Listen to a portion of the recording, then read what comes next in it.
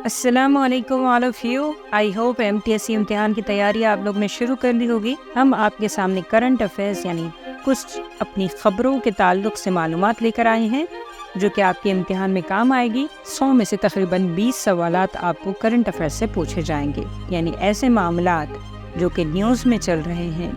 अगस्त से लेकर आपके इम्तिहान होने तक वो मामलात पर सवालात आएंगे। कुछ मौज़ूआत हम आपके सामने पेश करेंगे। हो सकता है कि हम तमाम मौज़ूआत आपके सामने पेश ना कर सकें, इसलिए आप ज़रूर अखबारात का मुताला करते रहें। हमारी वीडियो से आपको इस बात का अंदाज़ा होगा कि किन मौज़ूआत को आपको पढ़ना है और किन मौज़ूआत को आपको छोड़ देना है।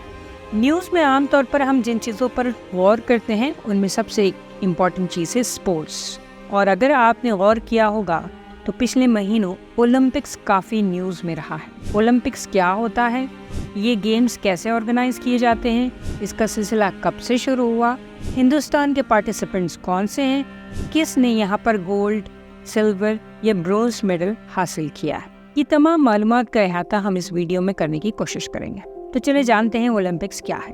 ओलंपिक्स ये गेम्स या इन खेलों की शुरुआत कदीम ज़माने में हुई थी। इसका आगाज ग्रीस यानी यूनान के एक शहर से हुआ था। उस शहर का नाम ओलंपिया था। ओलंपिया में ग्रीस के लोग यानी यूनानी लोग अपने खुदा ज़्यूस के लिए कुछ खेल रखा करते थे, जैसे आजकल भी होता है। कई सारे मज़ाहब में साल की कुछ मखसूस दिनों में मेले लगते हैं और मेलों में काफ़ी सारी चीज़ें होती हैं। कहीं ड्रामे होते हैं, कहीं म्यूज़िक होती है, कहीं डांस होती है, कहीं पर कुछ ऐसे ही मेले लगते हैं जहाँ पर कुछ खेल चल रहा है, कुछ तमाशा चल रहा है। तो ये आज भी होता है। उसी तरीके से उस ज़माने में उनके खुदा ज़्यूस के लिए कुछ इस तरीके के मेले लगते थे और ये मेला या ये खेलों का मुकाबला जहाँ होता था उस मकाम का नाम ओलंपिया है। इसलिए इन खेलों को ओलंपिक गेम्स भी कहा जाता है। ठीक है, ये कब हुआ था? बहुत 100 साल पहले, तकरीबन 776 BCE यानी 776 क़ब्ल मसीह, ईसा अलैहिस्सलाम की पैदाइश से भी 776 साल क़ब्ल ये खेल होते थे।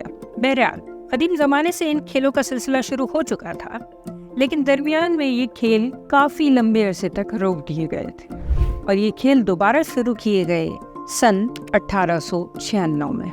इसकी दोबारा शुरुआत ग्रीस ही के शहर एथेंस से हुई और उसके बाद से हर 4 साल में एक बार ओलंपिक गेम्स होते हैं। जब पहली बार मॉडर्न ज़माने में, नए ज़माने में 1896 में ये खेल ऑर्गेनाइज किए गए तो उसमें सिर्फ 9 खेल शामिल थे। और अब जब कई 100 साल बाद 2024 में दोबारा से ये गेम हो रहे हैं तो इसमें तकरीबन 32 मुख्तलिफ अक़साम के खेल शामिल हैं। आपने अगर ये खेल देखे हैं तो बहुत अच्छी बात, नहीं देखे हैं तो ज़रा ओलंपिक्स को गूगल सर्च या यूट्यूब सर्च करके देखिए। सबसे पहले जो चीज़ आपको नज़र आएगी वो रहेंगे 5 मुख्तलिफ रंगों के रिंग्स। ये रिंग्स ओलंपिक के झंडे या ओलंपिक फ्लैग की निशानी है। इसमें कुल मिलाकर 5 रिंग होते हैं जो एक में एक होते हैं, इंटरलॉकिंग होते हैं। इनके रंग होते हैं blue, dark yellow, black, green, red. ये हो गया Olympic flag. Olympic games organise करने का एक मोटो भी है। कदीम ज़माने में तो ठीक है कि ज़्यूस नाम के खुदा को खुश करने के लिए किया जाता था, लेकिन जदीद ज़माने में जो कि एक साइंसी ज़माना है, इसमें इन्होंने अपना एक मोटो तय किया है, एक मकसद तय किया है।